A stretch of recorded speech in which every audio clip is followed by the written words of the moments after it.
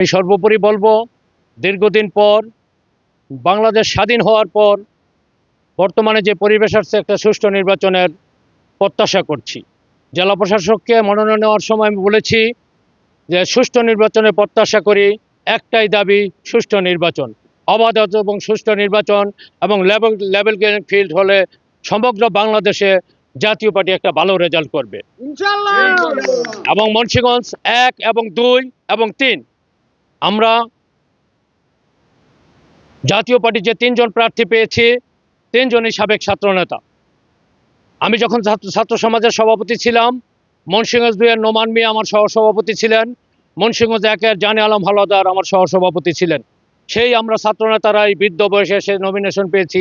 এটা মহান রাব্বুল আলামিনের কাছে শুকরিয়া ইনশাআল্লাহ। এবং আমরা আশা করি মুন্সিগঞ্জ 3 একটা বিশাল এলাকা, বিশাল ভোট ব্যাংক।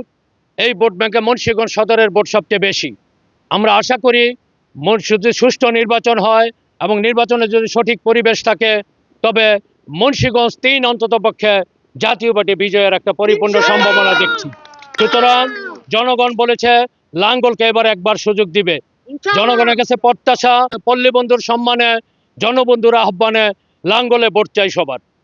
আসলে আমরা মাননীয় জেলা প্রশাসক সাহেবের কাছে আমরা আবদার জানাইছি, কারণ আমরা 90-এর পর থেকে যত নির্বাচন দেখেছি, হয়তো রাতে দিনে হয়েছে, কিন্তু এই নির্বাচনটা অন্তত যাহাতে নোবেল বিজয়ী রাষ্ট্রপ্রধানে সুষ্ঠু করবে আমরা আশাবাদী। এবং জেলা প্রশাসক সাহেব আমাদের বলেছেন যে অবাধ, সুষ্ঠু, নিরপেক্ষ নির্বাচন হবে। আর আমি বলতে চাই, অবাধ, সুষ্ঠু, নিরপেক্ষ হলে এরশাদের উন্নয়ন মুন্সিগঞ্জে অনেক কিছু হয়েছে, সারা বাংলাদেশ হয়েছে, সারা বাংলাদেশের রূপকার আলহাজ হোসেন মোহাম্মদ এরশাদ।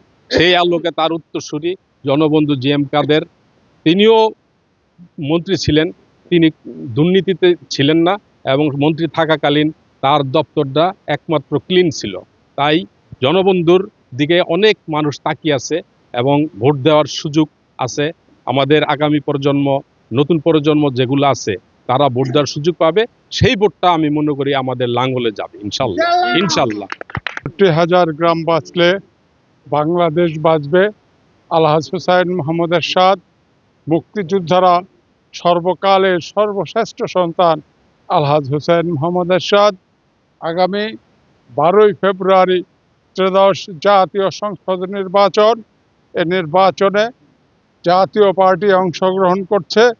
মুন্সিগঞ্জ 3 আসন থেকে সাবেক ছাত্রনেতা থেকে আজকে জেলা সদস্য সচিব হয়ে সে নমিনেশন জি.এম. কাদের তাকে দিয়েছে মুন্সিগঞ্জ 3 আসন থেকে নির্বাচন করার জন্য। আমরা আশা করি আরিফুজ্জামান দিদার অত্যন্ত ক্লিন ইমেজের লোক, তার একটা এলাকা আছে, তার পারিবারিক একটা সুনাম আছে, রাজনৈতিক ফ্যামিলির ছেলে। ইনশাআল্লাহ সুষ্ঠু নিরপেক্ষ নির্বাচন হলে আরিফুজ্জামান দিদার বিজয়ী হবে। লাঙ্গলের জন্য শ্রম দিয়েছি। দিদার ভাই এমন একটা শান্তিপ্রিয় মানুষ, যার কোনো বিন্দু পরিমাণ কোনো ত্রুটি নাই। আমরা আশাবাদী যাতে দিদার ভাইয়ের নাঙ্গলে জয়যুক্ত করে আমরা মুন্সিগঞ্জকে সবার মুখ উজ্জ্বল করতে চাই। দিদার ভাইয়ের আমরা জাতীয় পার্টি এরশাদকে অনেক ভালোবাসি। বা এরশাদ সাহেব আমাদের জন্য অনেক ভালো ছিল, বাংলাদেশের অনেক উন্নয়ন করছে।